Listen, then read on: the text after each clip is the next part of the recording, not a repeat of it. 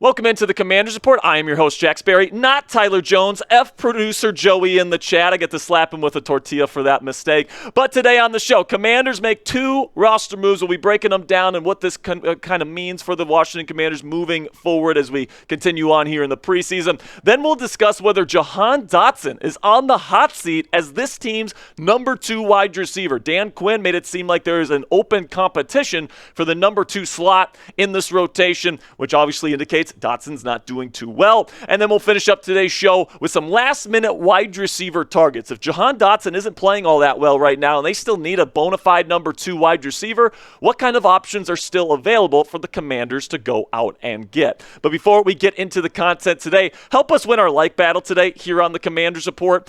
So F producer Joey again, or producer Coop, who made this graphic. The Cowboys Report got 822 likes, even though they have our logo, and we had 0 likes.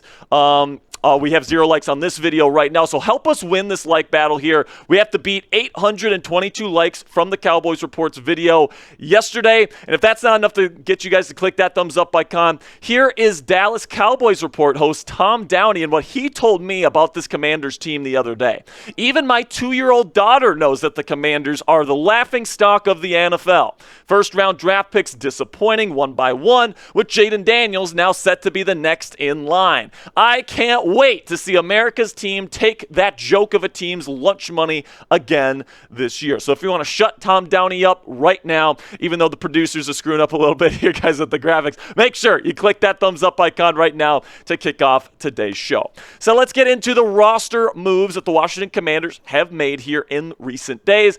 And they signed Trace McSorley, a quarterback that's spent time with the Patriots. He spent time with the Pittsburgh Steelers. He spent time with the Baltimore Ravens. Of course, he was Penn State Nittany Lion legend Trace McSorley is now a Washington Commander for the time being, and in the corresponding move, the team released Mason Brooks, the offensive lineman, who has really struggled throughout this training camp. He really struggled in that preseason game against the Jets, so if you're going to make room for somebody, I think Mason Brooks was probably the right cut to make. Now, when it comes to Trace McSorley and whether he has any shot of making this team, I really don't think so. Right now, you do have Jaden Daniels, you got Marcus Mariota as his backup, and then Jeff Driscoll, I think, is good enough to be that number 3 quarterback. McSorley's going to have to go out here in pretty much just 2 weeks and prove that he is definitely a better quarterback than Jeff Driscoll, somebody that has NFL experience.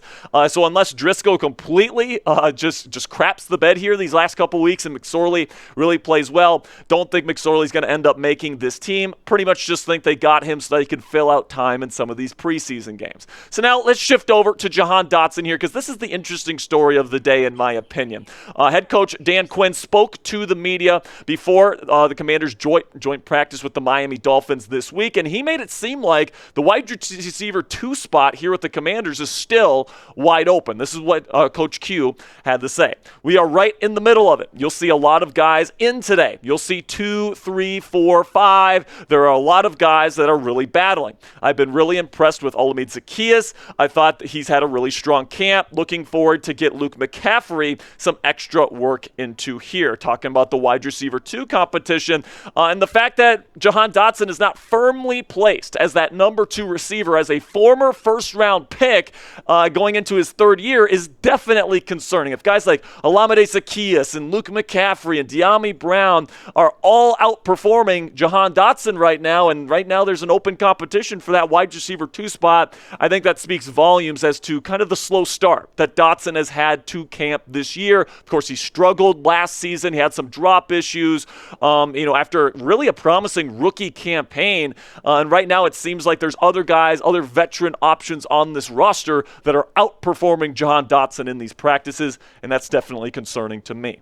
So what say you guys? Let me know down there in the comments section. Are you worried about wide receiver Jahan Dotson? Give me a yes or a no for today's pinned comment. YouTube's going to throw you an ad break here in just a couple of seconds, and when that happens, take advantage of that time by giving me a yes or a no.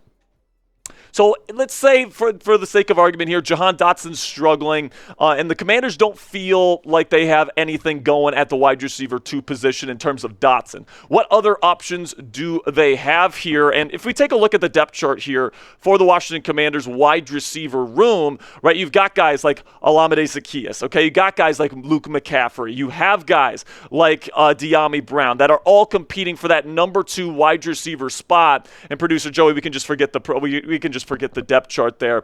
But there's definitely a lot of guys competing for this wide receiver 2 spot, and I definitely think that there are some options out there, even still on the open market, that the Commanders can still consider. So coming up here on the Commanders Report, we're going to be talking about the top available wide receiver targets for your Washington Commanders. But before we get into it, man, let's get into our sponsor read today with our friends at Prize Picks, which is the easiest and most exciting way to play daily fantasy sports. And unlike other apps, on Prize Picks, you just go against the numbers. All you have to do is pick more than or less than on 2 to 6 player stat projections, and then watch the winnings roll in.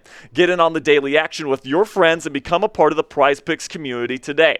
You can now win up to 100 times your money on Prize Picks with as little as 4 correct picks, which means you can turn $10 into $1,000. That is, if you know ball. Prize Picks is the best way to win real money this football season. Make your picks in less than 60 seconds and turn your sports opinions into real money all season long. So you take a look at some of these week 1 projections here. I'm going to be a little bit pessimistic here. I'm going to take the less on Tyreek Hill receiving yards. I'm going to take the less on CJ Stroud passing yards. Same thing with Dak Prescott, because F the Cowgirls, man. But if you guys want to get this thing going for yourselves right now, all you have to do is download the Prize Picks app today and use code CLNS for a first-time deposit match up to $100. That's code CLNS on the Prize Picks app today for a deposit match up to $100. Prize Picks, run your game. So some of the best free agency options for the Washington Commanders at wide receiver, if Jahan Dotson just isn't cutting it. Michael Thomas, somebody that has been a number 1 receiver in this league before, but he's been dealing with several injuries. I still think Thomas would give something to this Commanders receiving room that they don't have, and somebody that's a really big body, that's really good in the red zone as a contested catch specialist.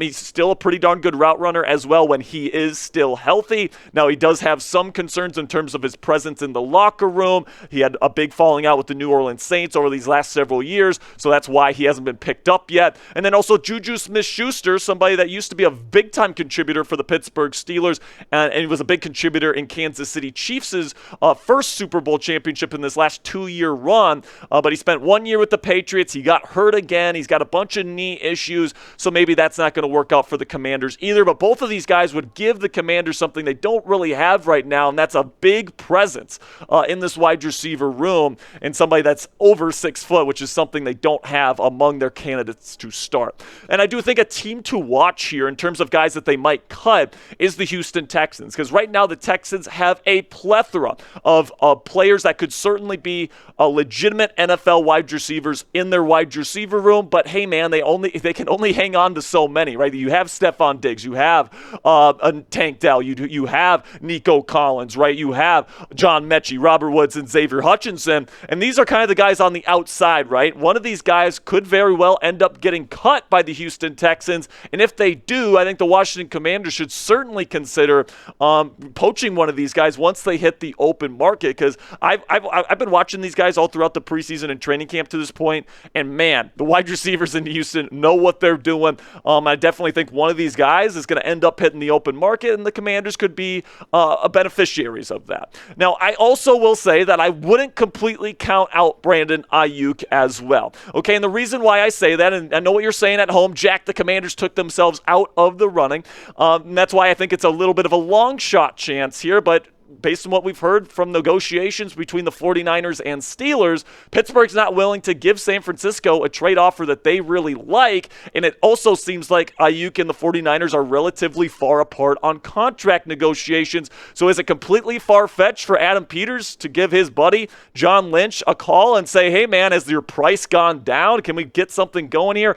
I'm just saying, don't be completely shocked if we get a blockbuster trade here, and a surprising one at that, where Brandon Ayuk gets reunited with Jaden Daniels, his best friend here in the nation's capital. So let me know down there in the comments section, who's your guy? Name a wide receiver that you would want the Commanders to add before this season. If it's nobody, say nobody. If you want to go get Michael Thomas, say him. If you want to trade for Brandon Ayuk and give him $28 million per season on a massive extension, let me know down there in the comments section. Do the Commanders need a receiver? And if so, who you bringing in?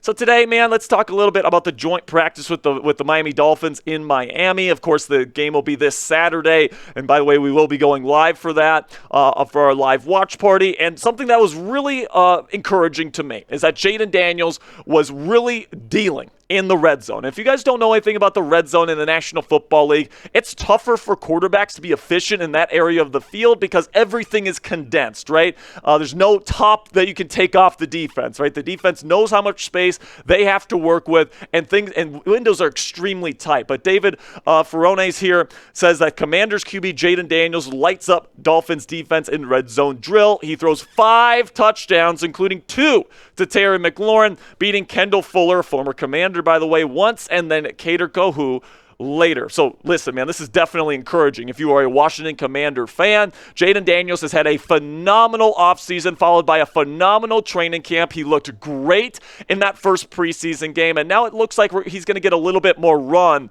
as the QB1 of this football team this weekend against the Miami Dolphins in Hard Rock Stadium. It's going to be a lot of fun, man. We're going to be covering it live here for our live watch party here on the Commanders Report. So make sure you guys click that subscribe button right now because we're going to have you guys covered with everything that you guys need to know about the Washington Commanders this year. We got pretty much daily videos for you guys to enjoy. We got live watch parties for just about every single Commanders game this season. You're not going to want to miss any of the action, guys, so make sure you click that subscribe button right now.